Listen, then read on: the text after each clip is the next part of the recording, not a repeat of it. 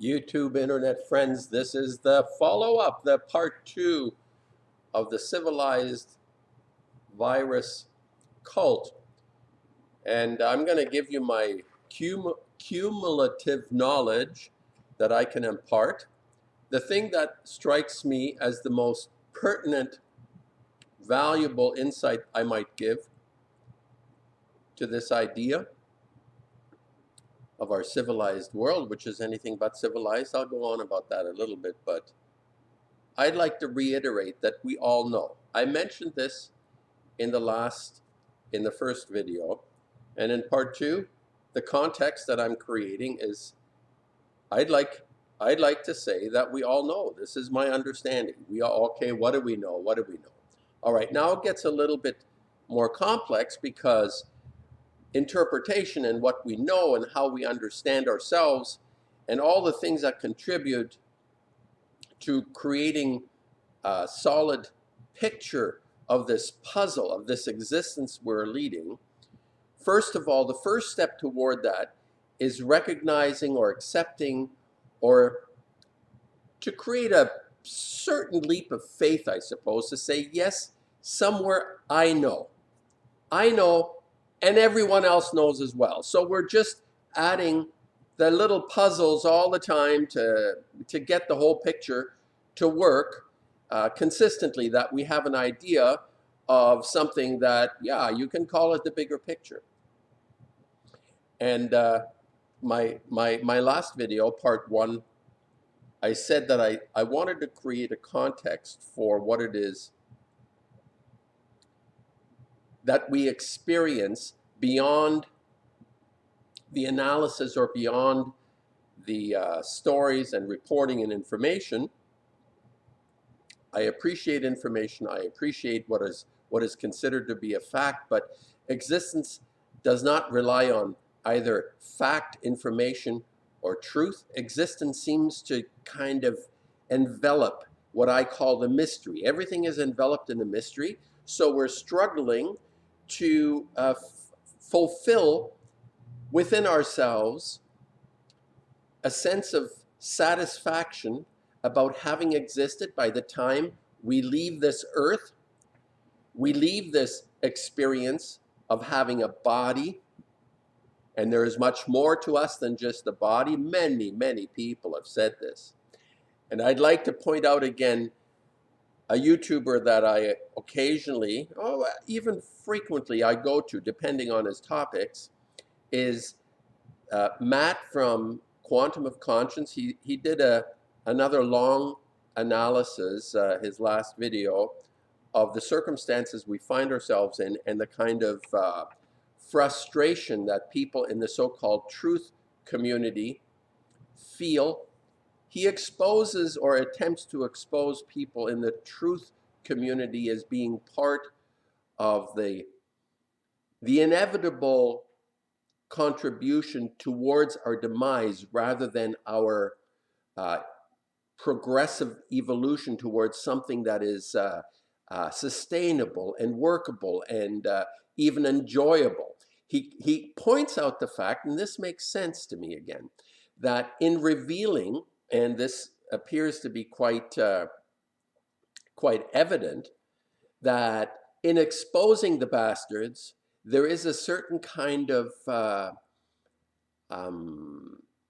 retrograde degradation of ourselves, in the sense that the information, the truth as it is known, even sinks our ship in a way that the bastards use our own understanding of the circumstances they have created to undermine us. Now that seems illogical, or even it seems counterintuitive, that the thing that undermines us by understanding it would not really get us out of the shitter that we're in. But this is obviously, Matt has understood this, and I've commented on this channel, I've said many times, your analysis is superb, but so what?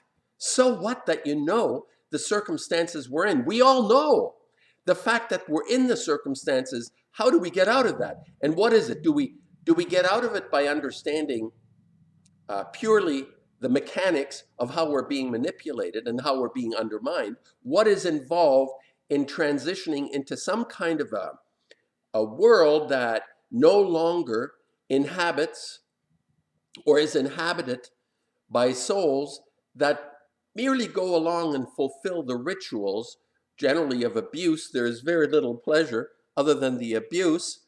There is this kind of people seem to acquiesce to the idea that life is cheap, even though, oh, life is paramount, that it's sacrosanct, the idea of life. But then all evidence in civilization is to the contrary, where groups get together, whatever cult or nation they might belong to, they call themselves civilized, then they invent things that are really brutal, destructive devices, and they try to brutalize and eliminate the opposition that's on the other side of the hill. So fundamentally, life is cheap. This is based on my observation and evidence. The fact that we send, especially the young who don't think for themselves, out into the field to destroy the so-called enemy.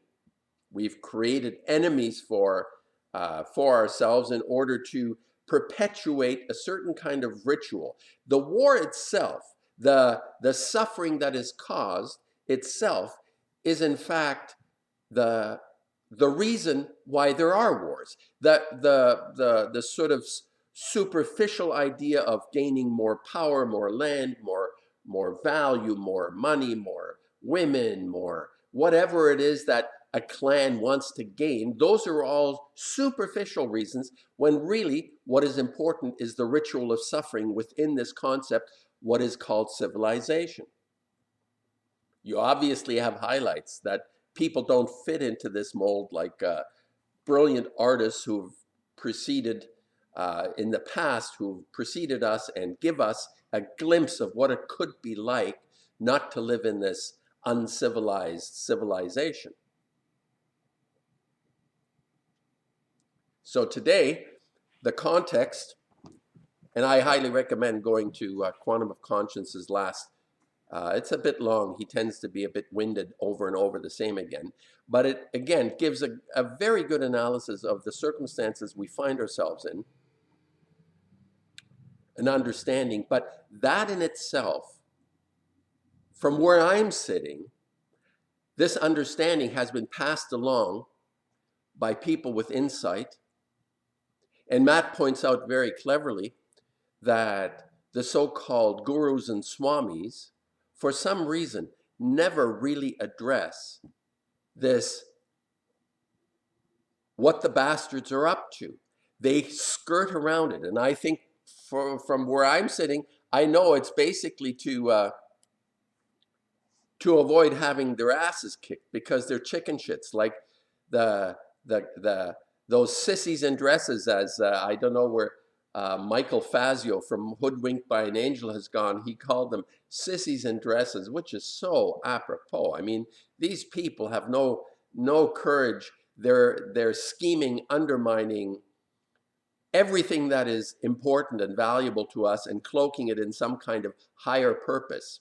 And these swamis and gurus and holy people, they never address the bastards, what they're doing to us. So good riddance. They're of no use to us. None. Zero. All right. So the context here is the issue for me. Something that Matt hasn't quite gotten to. His analysis is great, but he hasn't got a story himself.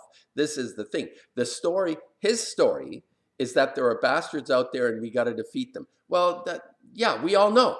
We all know. So that's not really a story. A story would be something that is very personal to him, and he will probably say, you know, my effort is to give someone a fighting chance by letting them understand. And I think it's valuable. But at some point, there has to be, either through divine intervention or total inspiration, for him to transition into the person that will, in effect, metamorphose into the next stage of his own becoming. That's a mouthful. So the way I see this is it needs to come out of creating our story, no matter how small that might be. I've mentioned this before. The young child, the 2 or 3-year-old that learns to tie their shoelace, this is their own story. You may say, well, everybody has done it, but not that child. It is his own, her own story that is occurring when they have learned, are inspired, and just thrilled to be able to do something that is entirely out of their own volition, out of their own ability, whatever that might be. And as we progress, as we get older, as we become to some extent more complex, we lose that innocence, but we become more complex, which is all right, because we can use that kind of sophistication, which has been hijacked and called civilized. It is not civilized. This thing that we imagine ourselves to be growing into as we progress is not civilized, is anything but civilized the way we practice it, because we abandon our own story.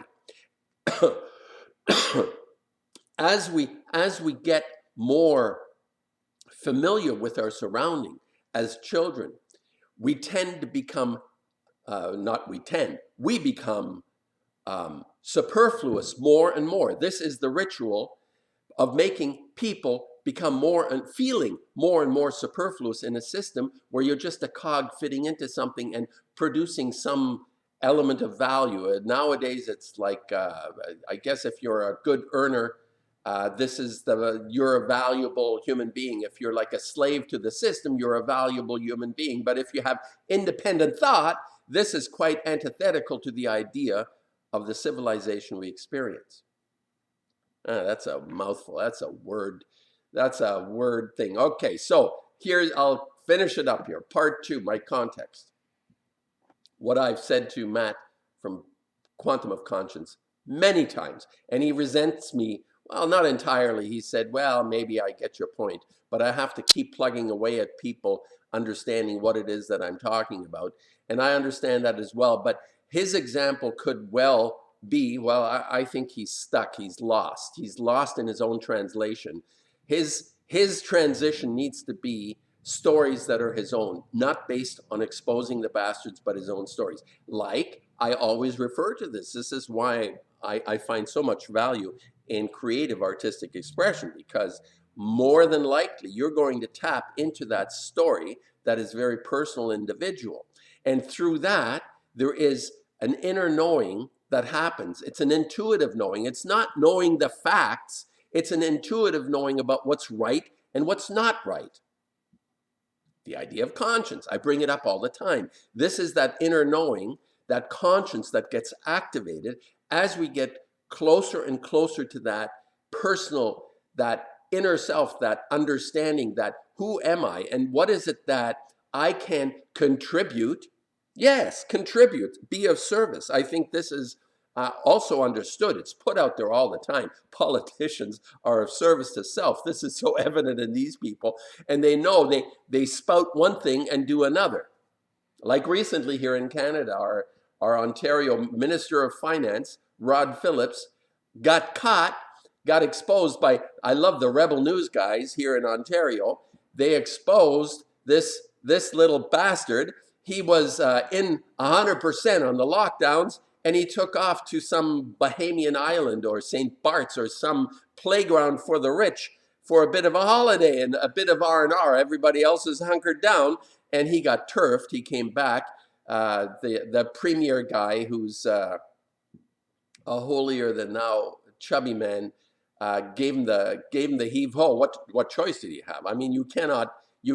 Well, they expose themselves with their double standards, but this was too obvious.